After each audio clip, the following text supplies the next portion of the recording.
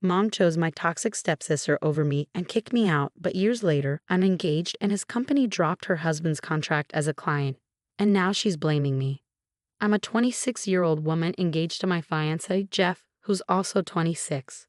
We met on a dating app 4 years ago and have been together ever since. Jeff is my soulmate, the one person who has never disappointed me. My life hasn't been easy. My parents split up when I was only 2 years old, and my dad never really bothered with me afterward. While he did pay child support, he never showed much interest in being a part of my life. My mom, who's 48, wasn't exactly a great mom either. She was more focused on her own interests than on raising me. I basically grew up with nannies and babysitters. When I got older, I realized my mom was more into her social life than being a parent. She was a freelance artist and made enough money, thanks to child support, to not worry about me much. Honestly, I think if it wasn't for the money, she would have kicked me out long ago. She never seemed attached to me and mostly just waited for me to grow up and leave her alone. When I was about 13, my mom started dating Matt, who was 50. He had a daughter my age named Jess. When they first came over, my mom stressed how important it was for me to behave well. It struck me because she'd never cared about that with my previous boyfriends. Normally, she'd just let me know guests were coming, and I'd hide in my room until they left. But this time, I sensed my mom was serious about this guy, Matt. Otherwise, she wouldn't have bothered about my behavior. It made me realize she wouldn't have even noticed me if she wasn't into him. When I first met Matt and Jess, they seemed nice, and the introduction went smoothly. Little did I know what was coming next. Matt started coming over more often, and it felt like they were practically moving in together. It didn't bother me much as long as they left me alone. I was fine with it. They became a regular presence, with Jess visiting occasionally as she split her time between her mom's and our place. At first, they either treated me okay or just ignored me, which suited me fine since I wasn't too fond of any of them. I didn't care much about my mom, so caring about people connected to her was hard. All I wanted was some peace and quiet, which I had for a while. Then they decided to move in together permanently. I wouldn't have minded, but my mom said I had to share my room with my stepsister now. I refused. That room was mine, always had been, and it was the only place I felt at peace. In that house, I had my own little corner, and I wasn't about to give up my freedom by sharing my room with someone I barely knew. When I told my mom I wasn't going to share, we had a huge argument. She threatened to kick me out if I didn't obey. I was only 14, but I knew my rights. I felt like I had to stand my ground because my mom wasn't exactly trustworthy. Plus, it just made sense. I knew she couldn't kick me out until I was an adult without getting in trouble. So I called her bluff and told her she couldn't do it. She was frustrated but had to give in and let me keep my room. Instead, she decided to transform the basement into Jess's room. It wasn't as nice as mine, but my mom worked hard to make it comfortable. When she was finished, it looked just as good as any other room in the house. So I didn't see why it was such a big deal. But that's when Jess started disliking me, and I think it had something to do with my mom announcing to everyone during the house tour that Jess had to live in the basement because I wasn't willing to share my room. I couldn't understand why she'd make such a public announcement. I still can't figure out why she did it. Maybe she wanted to make me feel guilty by announcing it in front of Jess. But it just made me uncomfortable. Or perhaps she enjoys drama and wanted Jess to know I refused to share my room, which caused tension between us because Jess didn't seem like the type to let things slide. My mom's prediction was right. Jess didn't let it go, and from that day on, she treated me like the enemy. Even though she spent half the month with her mom, the days she was with us were unbearable. She was constantly mean to me and made hurtful remarks right to my face. Let me paint a picture of the things she would say. Once, she suggested that my dad left my mom because of me, and then she laughed as if it were a joke. She'd also poke fun at my looks, especially because I was a bit chubby back then. At school, she had a group of mean girls, and she never missed a chance to join in on bullying me with them. Before, she and her friends would just ignore me, and I preferred that. We were never friends, but that was better than being enemies. What hurt the most was that I hadn't even done anything to her. She was just upset that I didn't want to share my room with her. It seemed like such a silly reason for her to hate me so much and make my life miserable. My room was my sanctuary, especially with a mom like mine. Who could blame me for wanting my own space? Besides, if any of them had bothered to get to know me, I might have considered sharing, but she was a stranger, and I wasn't comfortable sacrificing my privacy for her. I never complained to my mom or Matt because they knew and didn't care. They turned a blind eye to my struggles because I wasn't important to them. So I had to endure it and let her walk all over me. I try to stand up for myself sometimes, but it only made things worse. Our parents would intervene, and I'd end up getting grounded because, well, they favored her. She'd cry a bit and get away with it, but I couldn't fake tears like her, and I wasn't that manipulative. So I'd be the one punished while she got off easy, and I had to deal with it. Growing up there was awful, and I despised my life. When I was finally kicked out around my 18th birthday, I felt more relieved than anything else. I had endured my family's chaos for years, and it only got worse over time. Jess remained a nightmare to deal with, and our parents blindly supported her, no matter what. Over 4 years, she turned our entire high school year against me, and I was left with only a few friends who still talked to me. Everyone else despised me just because she did, and that was reason enough. It took a toll on my mental health, and I struggled in every aspect. I gained a lot of weight from binge eating, which worsened my appearance. I was overweight, battling acne, and my hair was a mess. On top of that, my grades were suffering, so not only did I look bad, but I also seemed unintelligent to everyone else. I had nothing going for me and hit rock bottom. Home life wasn't any better with Jess and my parents. My mom became increasingly unbearable, constantly comparing me to Jess, despite knowing she made my life worse. Things were bad before my mom married Matt and they moved in together, but they weren't this bad. It was disheartening that my mother didn't care about me before, but after she married Matt, things went from bad to worse. She went from being indifferent to actively making me feel terrible about myself. It felt like I was living with mean girls at home too. It was clear to me that Jess was the daughter my mother truly wanted, and I was just dealt the wrong cards. Both of them wished I'd disappear, and honestly, I wanted the same thing. My mother and Jess despised me, and Matt didn't care.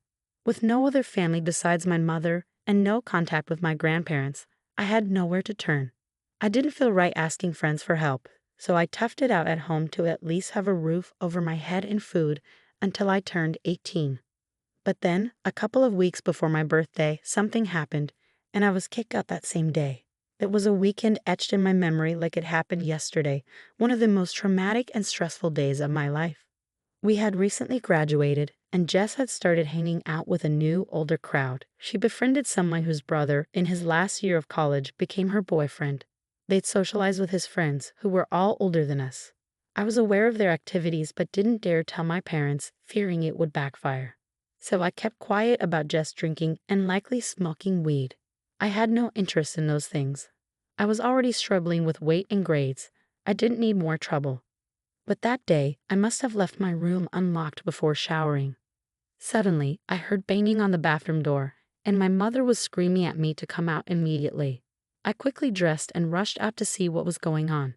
When I emerged from the shower, my mother, Matt, and Jess were waiting in my room, wearing serious expressions. My mother produced a bunch of empty beer bottles from under my bed, and even more damning, a large plastic baggie filled with what looked like grams of weed.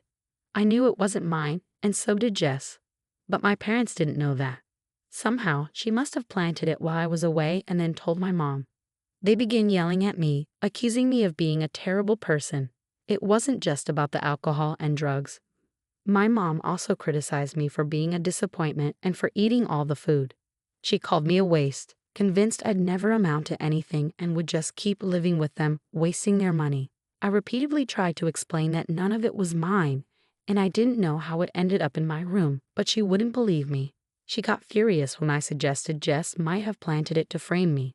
She yelled that I was always jealous of her and would never be as good at anything, which is why I was trying to shift the blame. I was in tears, but she didn't seem to care and kept yelling. Eventually, she stopped and told me I had to leave. I was baffled and asked her where I was supposed to go. She said she didn't care as long as I left because she was fed up with me. When I insisted I wasn't leaving, she threatened to call the cops and warned that at almost 18, they'd take drug charges seriously. She didn't want an addict in her house draining her resources. She said I had to fend for myself now because she was done pretending to be a happy family with someone who didn't deserve it. I begged her not to kick me out, knowing I had nowhere else to go and no money of my own. But she remained unmoved. She gave me until the end of the day to leave, or she'd call the police herself. I was stunned by her heartlessness, and even more so by the fact that neither Matt nor Jess objected. They acted like everything was normal. After a lot of tears and pleading, I reluctantly started packing my things. Between facing drug charges and living on the streets, I preferred the latter. By evening, I was finished packing. As I left the house, nobody said goodbye, and I didn't look back either. I spent a couple of hours at the park, but it got too cold, so I decided to go to a friend's place for the night, hoping they'd let me stay. I went to my best friend Amy's house and asked if I could stay for a few days. She already knew about my parents, so I didn't have to explain much.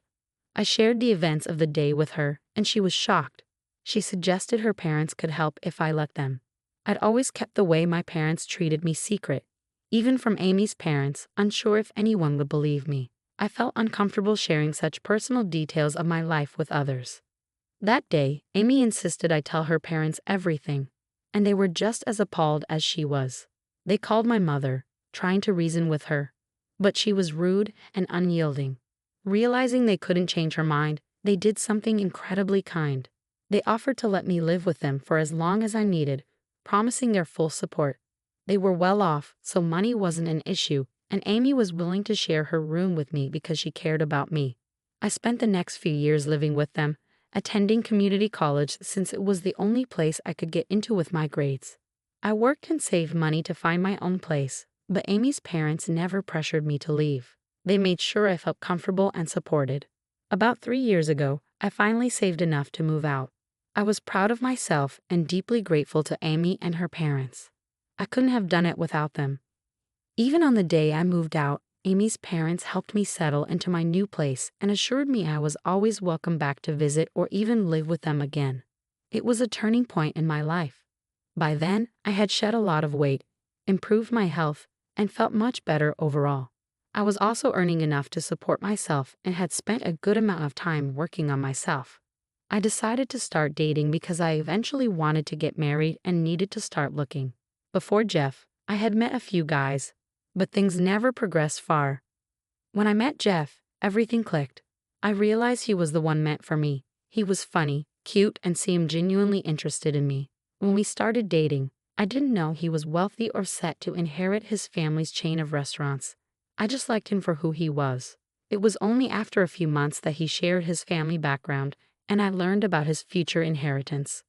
Some might assume that learning about his wealth could alter things for me, but honestly, he remained the same person I knew all along. Knowing about his background didn't change my feelings, and I loved him just as deeply as before. After about a year of dating, we decided to move in together, and he introduced me to his family a few months prior. I got along well with everyone, and they all liked me. Everything seemed perfect, so when he proposed recently, saying yes was an easy decision. We've been engaged for 2 months now, and everything's been going wonderfully. Then, about 2 weeks ago, I received an email from Jess. We hadn't spoken in almost 8 years, and I hadn't heard from my family since I was kicked out. I was puzzled as to why she'd reach out now, especially to make amends. Enough time had passed, and neither of us seemed interested in fixing things. So when I read her email apologizing for everything and admitting she'd been awful, I was really confused. She confessed to orchestrating everything in my room because she simply loathed me for no apparent reason. It was baffling why she would confess to it years later, and I sensed something wasn't right about the situation. The timing was suspicious, especially since I had just gotten engaged, and she likely knew about it from social media or word of mouth. Given that we attended the same high school, I decided to investigate further. After some digging, I discovered that Jess's husband owned the business that supplied plastic containers for takeaway orders to Jeff's restaurants. It was relatively easy for me to gather this information by creating a fake profile and stalking her online. Her husband's bio mentioned his line of work, which aligned with what I already knew about Jeff's business plans. I immediately informed Jeff about the connection. In the past few years, I've made a conscious effort to distance myself from my old life, avoiding following any family members online and asking friends not to update me on their news. So I had no idea that Jess had gotten married until I discovered her husband's connection to our business dealings. Upon learning this, Jeff and I decided to terminate our contract with him. The costs were high, and more significantly, I couldn't bring myself to engage with Jess again. even on a professional level. Jeff also mentioned that the quality of the products from Jess's husband had deteriorated over time, and they were already considering switching suppliers. So last week, a few days after I received that email from Jess, Jeff held a meeting with her husband and ended their contract. However, Jess seems to believe that I orchestrated this to seek revenge on her. She's been accusing me of this through emails and social media posts, despite our lack of contact for almost a decade. While I might harbor some resentment, it's not the driving force behind her husband losing our contract. A few days ago, she posted on social media stating that many clients had been dropping them lately, and this was the final blow. However, she insisted that our decision was fueled solely by spite and labeled it highly unprofessional. She even tagged our Facebook page, creating quite a messy situation. While I can't deny there was a personal aspect to our decision, she also mentioned in her post that she and her husband had been losing clients consistently. While I feel somewhat remorseful, especially considering her struggles, I believe our decision was based on both personal and professional factors. I feel a bit guilty for influencing my fiancé to sever ties with my estranged stepsister's husband, Ida. Update: Jeff consulted with his dad's lawyers, who agree that our actions were justified. We've decided to pursue legal action against them, demanding the removal of their defamatory posts and pressing charges. The truth is, the products we were receiving were overpriced and subpar, so naturally, we sought better options elsewhere. It's purely coincidental that I'm married to the owner of that business. Instead of improving their services, she chose to tarnish our reputation on social media. It's absurd that I even felt sympathy for her given everything she put me through. Your support has helped me see things clearly, so thank you all for your comments and encouragement. Update 2. Jeff and his father initiated a defamation lawsuit against Jess and her husband a few days ago. We're scheduled to meet with a court-appointed mediator soon. Meanwhile, my mother has once again taken it upon herself to defend her stepdaughter. It feels like a high school drama, but thankfully, I can ignore them now without worrying about my living situation. Despite my mother's attempts to provoke me, I've chosen to block her and focus on my own life. I refuse to let their negativity affect me. I'm engaged to the man of my dreams, and I'm about to start a new chapter in my life. I have no room for them or their drama. Update 3. Quick update for you all. We won the defamation lawsuit thanks to the relentless efforts of my father-in-law's lawyers. They were able to swiftly resolve the matter, holding Jess and her husband accountable for their actions. Hopefully, this will prompt them to prioritize their business and meet their clients' expectations. With the legal battle behind us, Jeff and I can now shift our focus entirely to planning our wedding. I'm beyond excited to marry Jeff, my soulmate. I've waited so long to find someone like him, and now that I have, I'm holding on tight.